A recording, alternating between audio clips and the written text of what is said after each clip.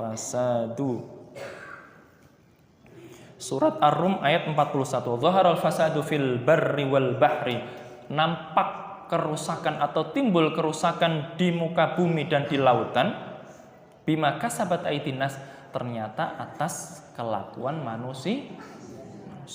Liyudhiqahum ba'dal ladzi 'amilu, biar dia merasakan apa yang dia lakukan. La'allahum yarji'un, agar dia mau kembali.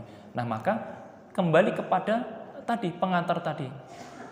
Ya Allah, ini kalau Rasul hadir sekarang, ya Rasul itu tidak mudah marah kecuali betul-betul itu di luar syariat.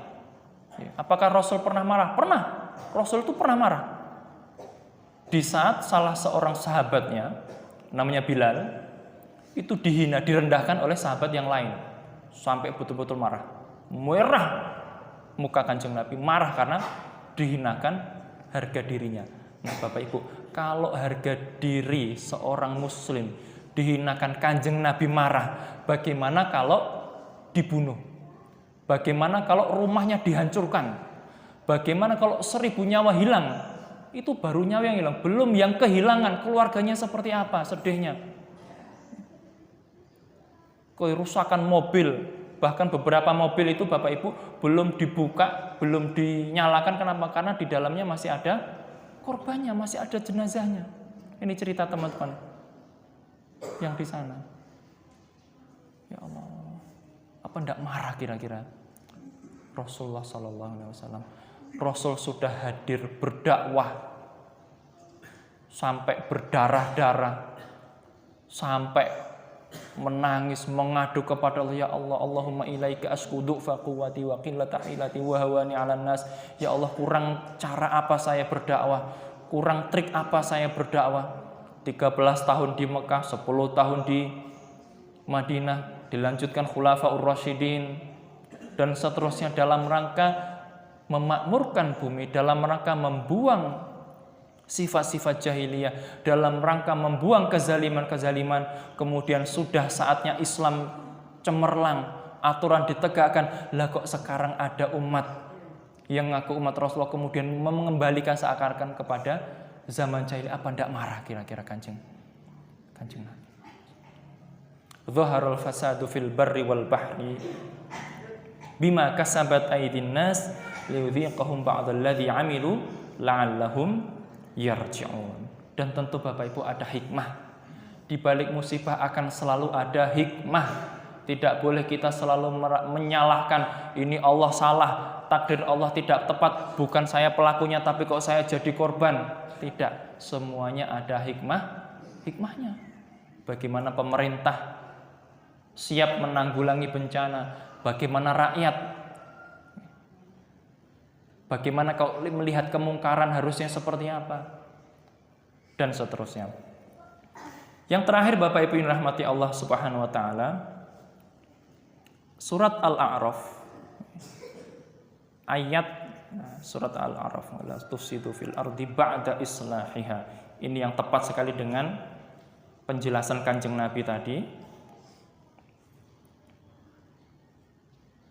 Tufsidu fil ardi ba'da islahiha, surat Al-A'raf ayat 56. Wala tufsidu fil ardi ba'da islahiha wad'uuhu khaufan wa tama'a inna rahmatallahi qaribum minal muhsinin. Dan janganlah sekali-kali membuat kerusakan di muka bumi setelah Allah perbaiki.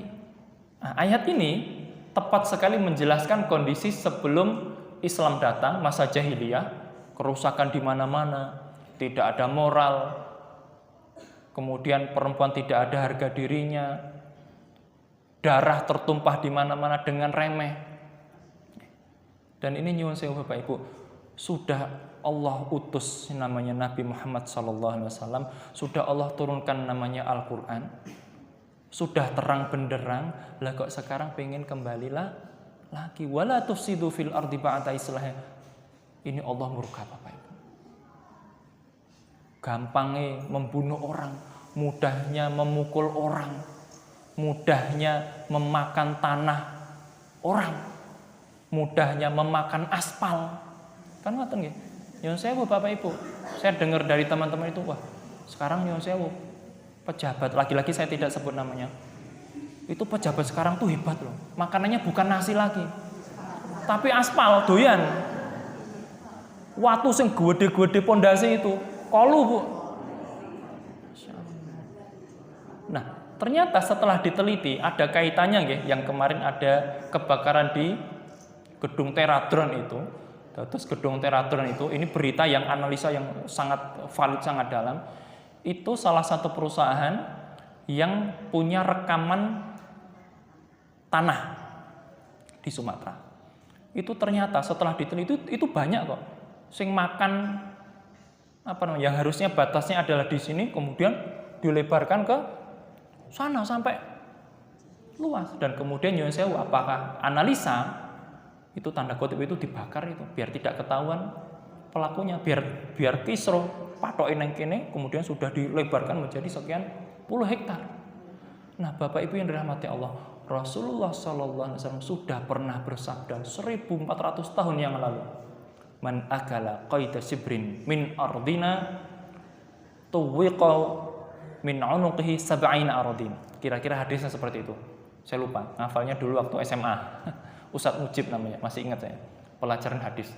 Artosipun barang siapa memakan tanah. Maksudnya makan tanah ora dipangan ngoten nggih. Ukurannya ditambahkan yang tidak dibenarkan. Patok eneng kene tak geseri tanah kene. Man akala qaida sibrin min aradina, barang siapa memakan tanah, memanipulasi ukuran tanah sejengkal. Sejengkali seminten, Bu? Sakilan ya. Hadisnya sak jengkal, Bu. Ya kira-kira nek dibandingke sak hektar kathah pundi, Bu? Wake sak hektar. Hadisnya mung sejengkal. Tuwiqa min unuqihi, nanti di akhirat kata Kanjeng Nabi akan dikalungkan di lehernya.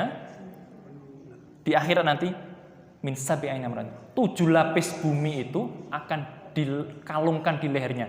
7 lapis. Nek sakilan sing dipangan, sakilan 7 lapis ke bawah sana dikalungke di lehernya nanti di hari kiamat. Nah, ibu-ibu pernah pakai kalung rantai kapal kuat napa mboten? Tidak mungkin. Ini 7 lapis bumi, Bu, nanti di akhirat akan dikalungkan sing dipangan itu. Maksudnya ya dia nanti akan kesulitan. Orang mungkin mlebu swarga. Kira-kira kan ngoten. Lah, kalau yang dimakan 1 meter, 5 meter, bahkan sampai sekian hektar. Bapak Ibu bisa bayangkan bagaimana di dalam Islam yang tadi tidak ada aturan, Rasul datang membuat aturan, iki patok sing jelas. Makan haram itu ndak boleh. Memanipulasi ukuran ndak boleh. Makan tanah ndak boleh, apalagi aspal. Tanah sing rada empuke ra entuk apa meneh aspal apa meneh watu. Bapak Ibu yang rahmati Allah, wala tufsidu fil ardi ba'da islahnya. Jangan membuat kerusakan padahal Kanjeng Nabi sudah membuat aturan. Kanjeng Nabi sudah turun memberikan syariat, iki boleh, ini ndak boleh, ini halal, ini haram. Sudah terang benderang. Maka jangan kembalikan lagi Islam yang sudah capai pada zaman pencerahan, zaman gemilang, terang benderang, pengen dikembalikan zaman jahiliyah. Maka wa'lamu annallaha syadidul iqab, hati-hati. Allah itu keras azabnya. Nah, ayat ini ditutup inna rahmatullahi, Bapak Ibu yang rahmati Allah, tapi ingat di satu sisi Allah punya sifat. Maka ngeten Bapak Ibu, di dalam Asmaul Husna, asma al-mutaqabilah. Jadi para ulama akidah itu mengatakan bahwa asma Allah itu mutaqabilah. Mutaqabilah itu berpasangan. Allah punya sifat namanya An-Nafi'. Enten nggih? Asmaul Husna An-Nafi'. Allah itu memberi manfaat. Memberi manfaat. Tapi di waktu yang sama Allah juga punya sifat namanya Ad-Dar, yang bisa memberikan madarat. Allah itu Al-Muhyi, yang bisa menghidupkan, tapi Allah juga Al-Mumit. Tapi Bapak Ibu, kita ingat Allah itu syadidul iqab, Allah itu keras sekali azabnya. Membuat kerusakan, hati-hati, keras adabnya. Durhaka kepada orang tua, hati-hati, keras adabnya. Tapi kita tidak boleh hanya ingat Allah itu keras adabnya saja, tidak. Tapi juga innallaha ghafurur rahim. Innallaha rahmatullahi qaribun minal muhsinin. Nah, kita ingat Bapak Ibu. Maka jangan sampai kita hanya ingat Allah itu satu sisi saja. Allah itu senengane ngei musibah, Allah itu senengane ngasih ujian. Betul. Betul nggih Bapak Ibu, di dalam surat Al-Mulk kan jelas. Alladzi khalaqal mauta wal hayata liyabluwakum ayyukum ahsanu amala. Loh, jangankan urip Bapak Ibu. Kan kita kadang sambut, ya Allah ujian kok ora rampung-rampung gitu. Jangankan urip, mati loh diuji, Bu. Kan ngoten nggih? Akan ditanya, akan dihisab, dimintai pertanggungjawaban. Nah, maka kita tidak boleh hanya ingat Allah itu sisi-sisi, wah Allah itu menguji Allah. Enggak, kita juga ingat Allah itu Maha pemberi rahmat, Allah itu Maha penerima ampun dari hamba-hambanya. Maka tidak boleh kita hanya ingat Allah dari satu sisi saja. Kita ingat Allah itu baik, tapi di waktu yang sama kalau kita buruk, Allah itu juga bisa mengadab. Sama halnya seperti ini misalkan. Ada suami istri nih. Kemudian bapaknya ini sayang sama istrinya. Pagi dibantu isah-isah. Seneng Bapak Ibu, ibu-ibu seneng ya kalau suaminya bantu cuci piring. Meskipun hanya sekian persen. Kemudian anaknya diantar sekolah. Dicarikan nafkah, bekerja. Pulang dibelikan oleh-oleh, sayang, bakso gitu. Seneng ya? Seneng. Jagong diantarkan, pengajian diantarkan, pulang berdoa. Suatu saat suaminya marah, "Alah, nduk, mbok dandan sing ayu sithik." Kemudian sang istri tadi ingat, bojoku ya Allah ngarani aku elek. Bojoku ora sayang. Padahal kata-katanya cuma satu. Dia lupa seharian sudah ngapain gitu. Sama halnya ketika kita punya anak kecil. Pagi belajar, sekolah, TPA, sholat jamaah gitu kan. Kemudian minta jajan terus. Ya Allah, mak mau njaluk pisan we jajan terus. Saya dari pagi belajar TPA dan sebagainya ora eling gitu kan. Enggak ingat kita tadi pagi ngapain. Nah, sama halnya Bapak Ibu rahmati Allah. Ketika Allah memberikan kita musibah, kita tidak tahu siapa yang dapat.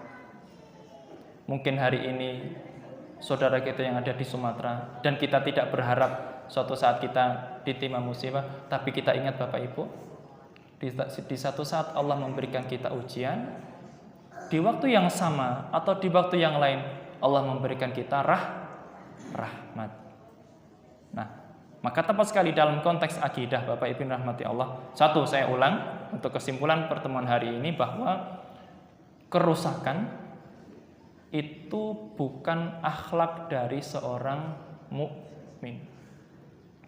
Pelaku kerusakan yang mana dampaknya dirasakan oleh masyarakat secara luas, hilang tempat tinggal, hilang nyawa, bahkan ratusan ribuan orang nyawanya hilang, di dalam Al-Quran sama dengan kisahnya Fir'aun. Kalau kita melihat sebuah kezaliman, kita melihat sebuah kerusakan, maka wajib bagi kita untuk melakukan amar ma'ruf nahi munkar. Dan hati-hati kalau ada sebuah kezaliman, ada sebuah kerusakan, kita diam saja. Wattaqu fitnatal la tusibanna alladzina zalamu minkum khassah wa'lamu annallaha syadidul iqab. Hati-hati. Kalau sudah tahu zalim, ditokni wae, hati-hati, boleh jadi kita akan kena dampaknya. Yang terakhir, Bapak Ibu yang dirahmati Allah, wala tufsidu fil ardi ba'da islahiha.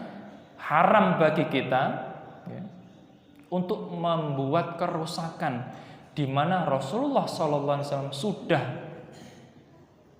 membuat kebaikan, sudah membuat syariat, sudah mengeluarkan dari zaman jahiliyah kepada zaman yang Islamiyah yang terang benderang, yang luar biasa indahnya. Jangan kembalikan lagi ke zaman jahiliyah lagi. Di waktu yang sama Bapak Ibu, ketika Allah memberikan kita ujian, ketika Allah memberikan kita musibah, maka kita ingat, inna rahmatallahi qaribum minal muhsin. Rahmat Allah itu selalu dekat Bapak Ibu, selagi kita baik. Inna rahmatallahi qaribun minal muhsinin. Ayat ini juga berlaku untuk Bapak Ibu, untuk kita semua yang barangkali kita ada keluangan rezeki, kelebihan harta, bahkan tidak lebih, dilebih-lebihkan untuk sekedar membantu saudara kita masuk ke dalam kategori muhsin.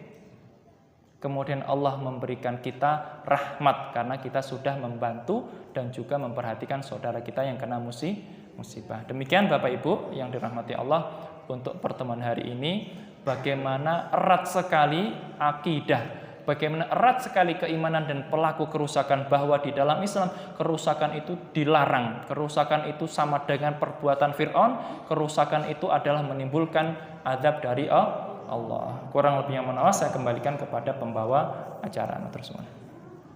Jadi betul. Tasya wonten wekdal 3 menit, menawi ibu juga bapak wonten pitangetan ingkang ngajarikan kalian materi yang dipun sampaikan Bapak Ustaz, monggo kedah karo alasan.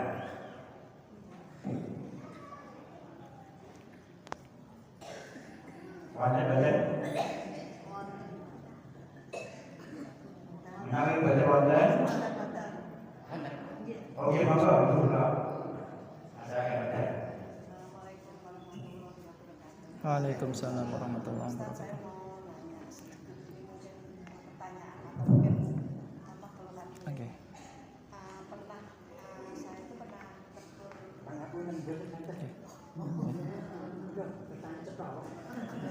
Apa pengulang pensiun?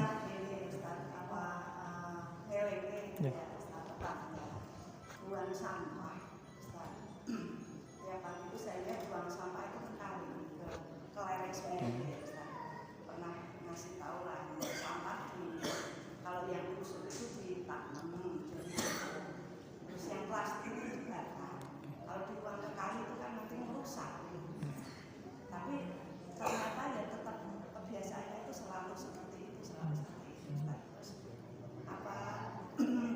Seperti tadi saya itu melihat kemungkaran ya. Kayak tidak bagus itu lama-lama kan saya males lah ngelengke gitu kan, karena sudah ngelengke selalu itu berapa saya juga berdosa gitu, terus saya harus bagaimana gitu, selalu melihat itu gitu.